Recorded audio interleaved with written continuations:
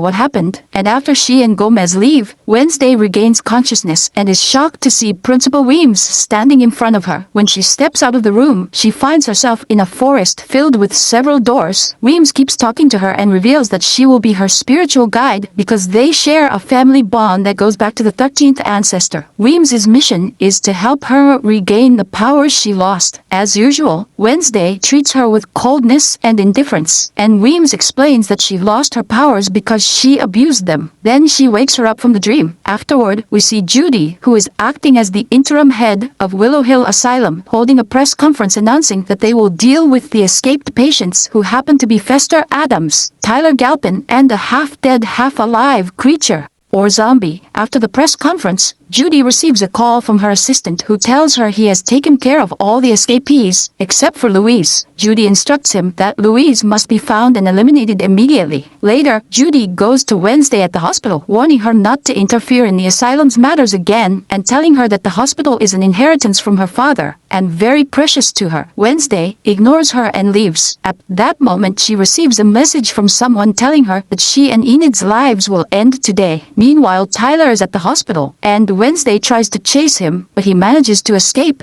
Wednesday returns to her room with Enid, only to be surprised that Principal Weems is already there waiting for her.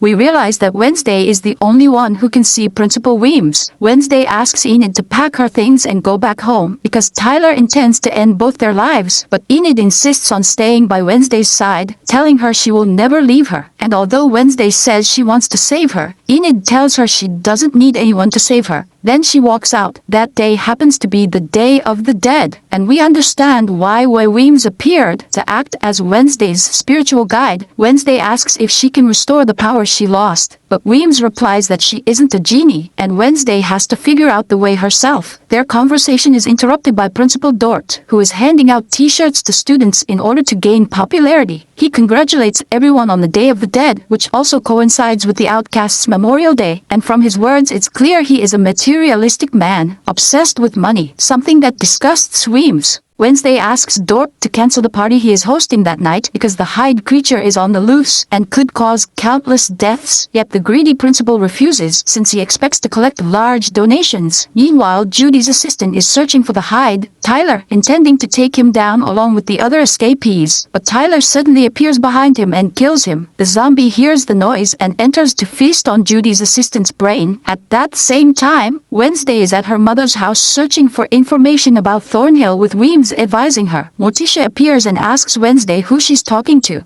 Wednesday says she's talking to herself, but Morticia senses a spirit's presence. Weems moves a book toward Morticia, and she reads about an organic formula created by Thornhill, clearly connected to Tyler Galpin. Morticia objects to Wednesday's involvement in the case, but Wednesday tells her she must find a solution to everything that has happened. At that time, Enid is sitting with Bruno, thinking about how they can help Wednesday. Then, Enid comes up with an idea and goes straight to Thing, asking him to help her in order to reactivate the nightshades. Indeed, he delivers the first message to Ajax to gather at night. Agnes witnesses everything. Meanwhile, that evening, Sheriff Santiago is investigating what happened to Judy's assistant's corpse, and concludes that Tyler is working with the zombie because the body devoured by the zombie shows Tyler's claw marks. Later that night, Gomez attends the festival with his son Pugsley, and at the same time, the zombie is also present at the event. Elsewhere, Wednesday is sitting trying to find a solution when suddenly Agnes appears and tells her an important piece of information, that the members of the Nightshades are gathering that night. We see them assembled. Ajax tells Enid that she has no right to call the Nightshades because she isn't a member, but Wednesday appears behind them and tells them they must work together to stop Tyler because he intends to end both her life and Enid's. After that, Wednesday goes to collect the Nightshade plant, a formula Thornhill had written about. Through this formula, Wednesday believes she can become Tyler's master, his mistress, and thereby control him. Weems appears to Wednesday and objects to what she is doing, telling her she should be protecting Enid instead of using her as bait to lure Tyler. Yet Wednesday insists on her plan, but Weems warns her that Tyler ended Thornhill's life and could end hers too. Still, Wednesday ignores her and walks away. In truth, Wednesday is doing this to protect Enid. Meanwhile, the zombie is at the party snacking on some of the guests. Chaos erupts, and Pugsley realizes the zombie is present, so he asks his father to go inside and confirm whether the creature is really there. The zombie is present, so he asks his father to go inside and confirm whether the creature is really there. Indeed, when Pugsley goes inside, he discovers that the zombie has turned human and can even speak. The zombie asks Pugsley to let him escape because they are friends and he needs his help. When the zombie walks out, he exchanges a look of astonishment with Gomez, and we will later learn why that happened, dear viewer. So if you've made it this far, don't forget to hit like and subscribe to the channel. Anyway, Pugsley comes out and tells his father he didn't find the zombie and that no one was inside. Still, Gomez embraces him. Meanwhile, at Morticia's house, Louise, one of the escaped inmates, appears and talks with her. We find out that Louise and Morticia shared an old friendship. Louise tells Morticia that Tyler is her son and that she was once married to Sheriff Galpin, Tyler's father, and she asks Morticia to help her son. Elsewhere, Wednesday and the Nightshades are waiting for Tyler to arrive. Enid steps out to act as the bait. Tyler chases after her, intending to kill her. And if you wonder why he wants her dead, dear viewer, it is because she defeated him in the first season and was the reason he was locked in the asylum. The Nightshades surround Tyler, and we learn from their words that his strength is weakening because he killed his former master, Thornhill. At that moment, Wednesday appears with the organic compound, intending to inject it into Tyler and become his new mistress. But just as she is about to do it, another Hyde creature appears. It is about to finish Wednesday off when Morticia steps in and tells the new Hyde that they have an agreement. The new Hyde spares Wednesday, takes Tyler, and leaves. It is worth noting the new Hyde is female, and from Wednesday's conversation with Morticia, we learn that this new Hyde is Tyler's mother. Morticia objects to Wednesday's reckless actions, while Wednesday warns her and says she was wrong to trust Louise, Tyler's mother, because as a Hyde, she can never be trusted. Finally, Tyler is reunited with his mother, discovering after so many years that she is still alive. Meanwhile, the zombie shows up at Judy's house, looking ready to finish her off. On the other side, Enid is training when she suddenly transforms into a werewolf, and her teacher Capri realizes that Enid has shifted on a night when the moon isn't even full. Episode 2 begins with a scene stranger than fiction. We see Wednesday putting on colorful makeup and wearing bright clothes, acting as if she were Enid, appearing before all the students and behaving in a very social way, completely opposite to her nature, with a voiceover of Enid saying, "Admit it, this is Wednesday Addams as you never wanted to see her." And to understand what led her here, we go back 36 hours earlier, where Enid, Wednesday, and her family are attending an inquiry with Dort and Santiago. The principal scolds Enid and orders her to leave, while Wednesday blames him and reminds him she had warned him Tyler would be there. Meanwhile, Morticia says we shouldn't fear the Hyde because in reality, Louise is her friend, Francoise, from high school days, and she had promised never to return to town again, neither she nor Tyler, since she is now Tyler's mistress. Afterward, Weems appears to Wednesday and tells her that she not only caused the release of one Hyde, but two, and therefore it is her responsibility to find a solution to save Enid from them, because otherwise things will never end. She also urges her to repair her relationship with her family. Later, Wednesday asks the professor about Francoise. He tells her that Francoise had once been his student and that she is the sister of Isaac, the most brilliant and gifted student he had ever known at Nevermore. Then he recounts the story of Isaac we learned in part 1 of this season, how he built a secret laboratory in Iago Tower, or the Clock Tower, and later caused his own death and was buried under a tree. From this we realize Isaac is the zombie, dear viewer. So pay attention because the upcoming events will be explosive. Immediately, Wednesday goes to her brother Pugsley and asks him about the zombie. She tells him it is Isaac Knight and that she must find him at once. Pugsley tells her the last time he saw him was during the celebrations, and he also gives her a picture he had picked up. When Wednesday looks at it, she concludes that Isaac must be searching for his sister. We then move to Tyler and his mother Francoise. He is shocked that she is still alive, since he attended her funeral himself. She explains that the doctor lied to them and declared her dead because she had been taken for experimentation. And we learn that the doctor who wanted to experiment on her was none other than Judy's father. Tying all the threads together, dear viewer, Francoise then tells Tyler that she has become his mistress and he must respect her. Meanwhile, Capri visits Enid in her room and tells her she saw her transforming into a werewolf, which means she could be an alpha.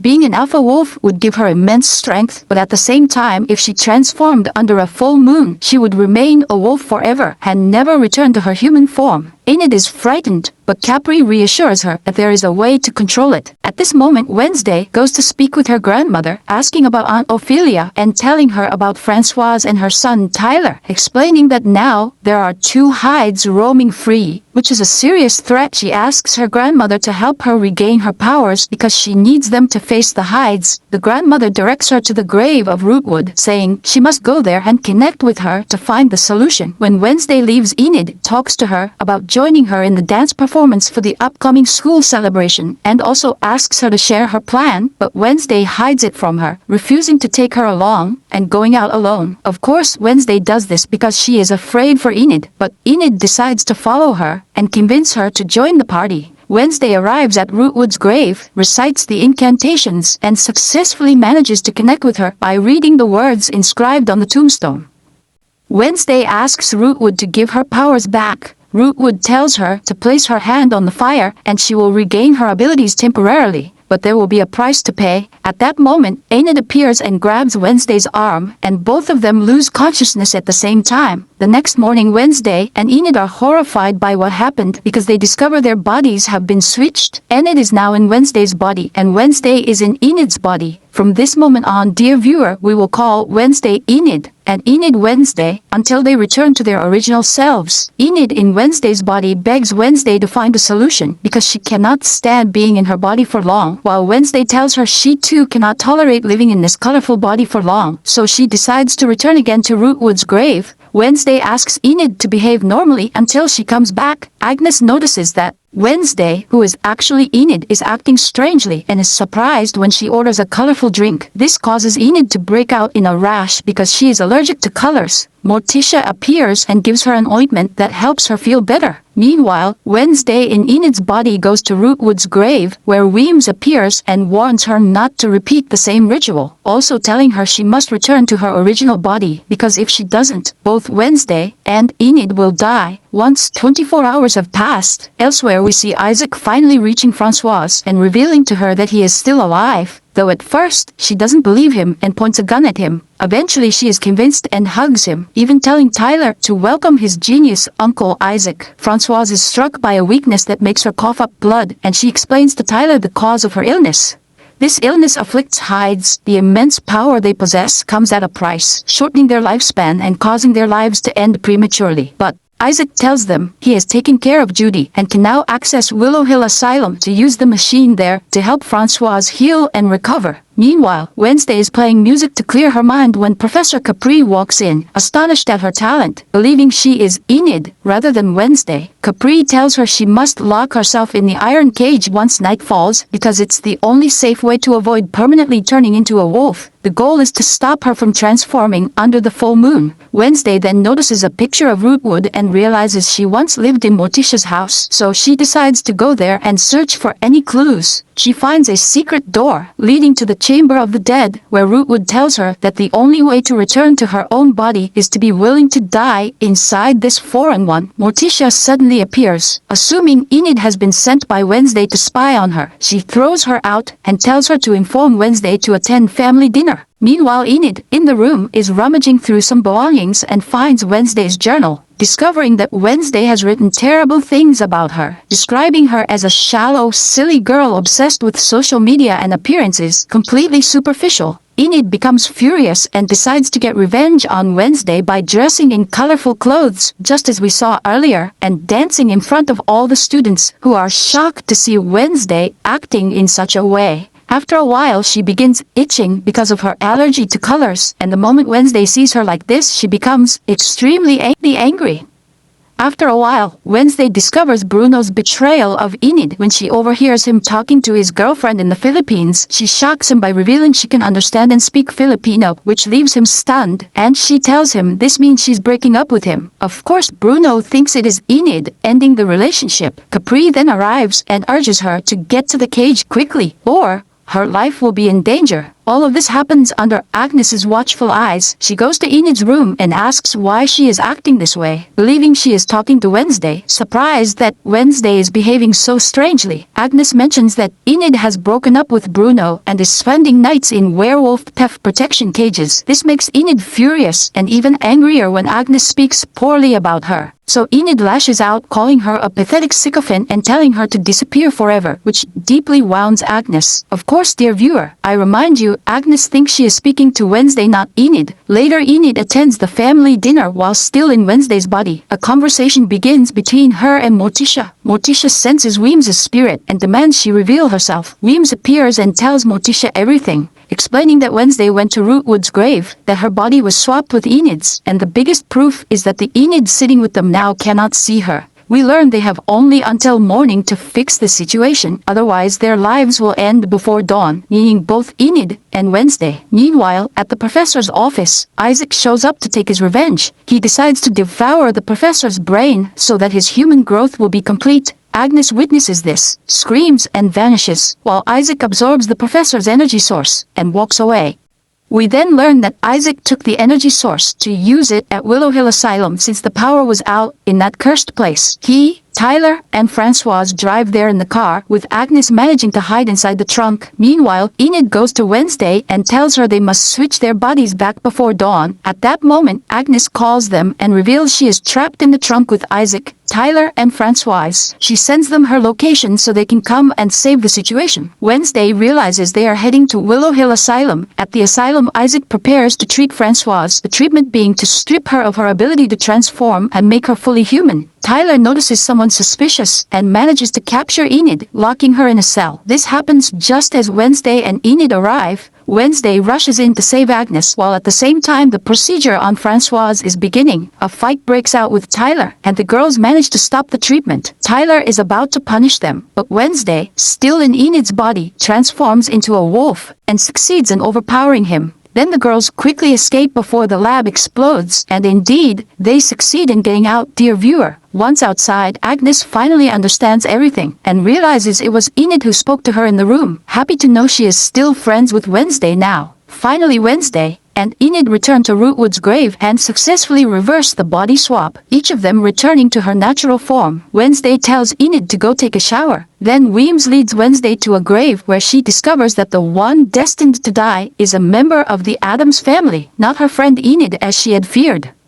Episode 7 opens with a flashback 15 years earlier, where we see a young Principal Dort inside a tavern called Morning Song, meeting a struggling actor named Arnold Hunt. Dort proposes a clever idea to Arnold, telling him he wants to build a school for outcasts and needs Arnold to be the face of it. Because of his good looks and charm, Arnold would be the one in the spotlight, the public figure, while Dort would secretly be the one pulling the strings from behind the scenes. In the present, Santiago investigates what happened to the professor and informs Principal Dort that she will be responsible for securing Nevermore. Meanwhile, Wednesday tells her friends that it is a member of the Addams family whose life is fated to end, not Enid as she had thought. She confronts her parents about hiding the truth of Isaac. Morticia and Gomez reveal his story, that he was their friend when they were younger and obsessed with science. Gomez admits he had no idea Isaac was the zombie until he saw him at the festival. Wednesday explains that he is no longer a zombie, but now a fully formed man, making him an even greater threat. Afterward, Wednesday speaks with her mother privately, telling her that one of the Addams family members is destined to die, and joking that she wants to sacrifice Pugsley. At school, we see Enid talking with Professor Capri, who warns her about transforming into an alpha wolf under the full moon, because if she does, she will remain in wolf form forever, and the other werewolves will hunt her down and destroy her. So she must follow protocol and lock herself in the cages at nightfall. Meanwhile, Isaac, Tyler, and Francoise are at their hideout when they realize Francoise's treatment has run out, so they decide to head back to the asylum to get more.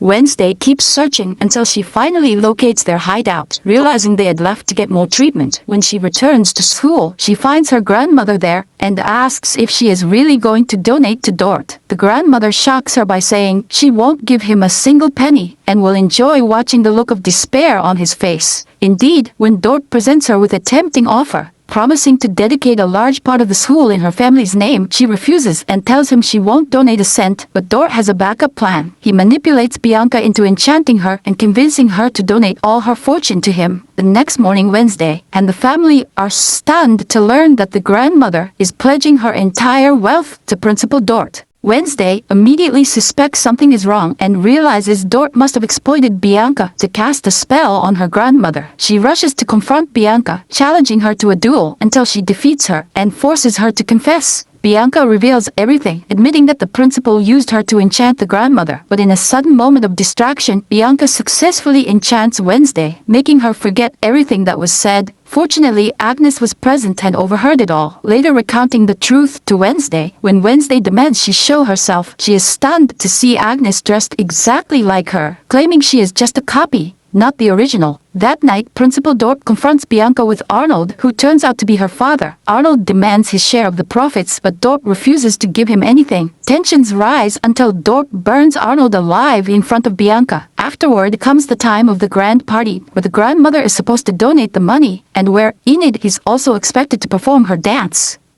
Wednesday asks Bianca to trust her and insists on speaking with her. Meanwhile, Enid is waiting for Bruno to join her at the party after they reconciled, but the girl Bruno has been cheating with shows up. Enid tells her she won't compete over Bruno because that's not her nature and walks away, sitting sadly by herself until Agnes appears, also heartbroken because Wednesday had hurt her feelings. She admits she only ever wished to be like Wednesday, but Enid tells her that one Wednesday is enough for this world and assures Agnes that she is special in her own way, that her true self is far better than being just a copy of Wednesday. Agnes decides to embrace her own nature. At the same time, Pugsley steps out of the party and we see Isaac lurking nearby watching him. Wednesday asks Enid for help and tells Agnes that includes her too, complimenting her outfit and saying she finally looks unique. Agnes replies that Wednesday's opinion doesn't matter to her anymore, to which Wednesday answers, "Good." Enid then begins her dance performance alongside Agnes, clearly designed in the show to become a trending TikTok challenge. During the performance, Agnes uses her power of invisibility as part of the choreography, sneaks away, and steals the artifact the principal uses to protect himself from Bianca's magic. As the dance ends, Bianca takes the microphone and calls Principal Dort and Morticia to the stage. She enchants the principal and forces him to confess the truth to everyone present. And indeed, dear viewer, he admits that he ordered Bianca to enchant Morticia to make her donate a large sum, and when that failed, he ordered Bianca to bewitch grandmother Hester Frump to give away her entire fortune. He also admits that he had promised Gideon, or Arnold, that he would split the money with him, and now Arnold is dead, burned alive. The principal then threatens to kill Bianca, but Ajax steps in to play his part, turning the principal into stone. A massive chandelier crashes down on him, finishing him off. After all this, the family feels proud of Wednesday. Suddenly, Eugene arrives to tell them that Isaac is in the Nevermore Cemetery and has Pugsley captive. Wednesday rushes there to save her brother, but when she arrives, she cannot find him. Then we see Wednesday speaking with Morticia and Weems, the latter telling them they must combine their psychic powers with the grandmother's in order to locate Pugsley and save him. They sit together and unite their abilities. Wednesday sees a vision of her parents burying Isaac in the grave. When she wakes, she confronts her mother and demands the truth. Morticia tells her that Isaac had invented a machine to strip Françoise of her powers and make her human again, but the machine malfunctioned and required a strong energy source. Since Gomez was Isaac's closest friend and shared the same powers as Pugsley, Isaac decided to use his strength, but betrayed him by draining his energy completely. Even though he knew it would end Gomez's life, he even dug a grave for him himself. During the process, the machine malfunctioned, resulting in Isaac's own death, and Gomez losing his powers as an outcast. As punishment, Isaac was buried in the very grave he had dug for Gomez. Wednesday realizes Isaac intends to use Pugsley as an energy source, just as he once did with Gomez. She quickly sets out to rescue her brother. Isaac sends a message through Eugene, asking to meet her at midnight at the grave. Wednesday goes to face him, setting up a trap of arrows with Thing, assigned to release them at the right moment. But Thing misses, and Isaac is unharmed. Tyler locks Thing in a glass box. Isaac then removes the glove from his hand and explains to Wednesday that Thing is actually his severed hand, cut off during one of his experiments by Morticia. Since then, Thing became part of the Addams family. Finally, Isaac stitches Thing back onto his arm, restoring him to his original form. Afterward, he pushes Wednesday into the grave and buries her with dirt until she disappears beneath the ground. All this happens under Agnes's watchful eyes as she rushes to Enid for help. Enid doesn't hesitate and runs with her to save Wednesday, digging frantically at the grave, realizing her current strength isn't enough to free Wednesday in time and that her life is about to end. She makes the choice to transform into a wolf, even though the moon is full, condemning herself to remain a wolf forever. With this power, she manages to dig Wednesday out, reviving her. Wednesday opens her eyes and remarks that she enjoyed the experience, but when she sees Enid permanently transformed into a werewolf, she is shocked. Agnes explains there was no other way to save her. Enid runs away and Wednesday asks Agnes to track her. Meanwhile, Isaac, Francoise, and Tyler arrive at the clock tower lab. Isaac uses his new hand's power to activate the lab. They chain Pugsley to a chair, and the shocking twist is revealed. Francoise and Isaac are doing this to save Tyler. Their goal is to strip him of his Hyde powers, fulfilling Isaac's promise to his sister Francoise. At the same time, Morticia arrives with Wednesday, and they all head to the lab to rescue Pugsley. The procedure begins, but Wednesday appears just in time to break Tyler's restraints. He transforms into a Hyde and strikes Isaac unconscious. Wednesday frees her brother while Tyler also lashes out at his mother, forcing Francoise to reveal her Hyde form. A brutal battle follows, ultimately ending with the lab exploding just as it had years before. The family defeats Isaac with the help of Thing, who, once reminded that he is part of the Addams family, harnesses the strength of family and friendship to attack Isaac relentlessly until he rips out his mechanical heart. Thing is finally freed and returns as Wednesday's loyal companion. Agnes tells Wednesday she has found where Enid is. Elsewhere, Capri approaches Tyler and tells him she will help him learn to control his Hyde powers. As for Morticia and Wednesday, Weems bids them farewell, telling them her role is finally complete. Wednesday decides not to return home but instead to set off on her own path to find her dearest friend, Enid. At that moment, Wednesday's powers return through a vision of Aunt Ophelia, whose mystery remains unsolved, is unveiled. The grandmother is keeping Ophelia locked in a secluded room, and we see written on the wall the chilling words, "Wednesday must die." The season ends with Wednesday declaring, "I am determined to unearth every lie and every deception, or die trying." What a story, dear viewer. Truly a tale with a lesson. Don't forget to like and subscribe. Farewell.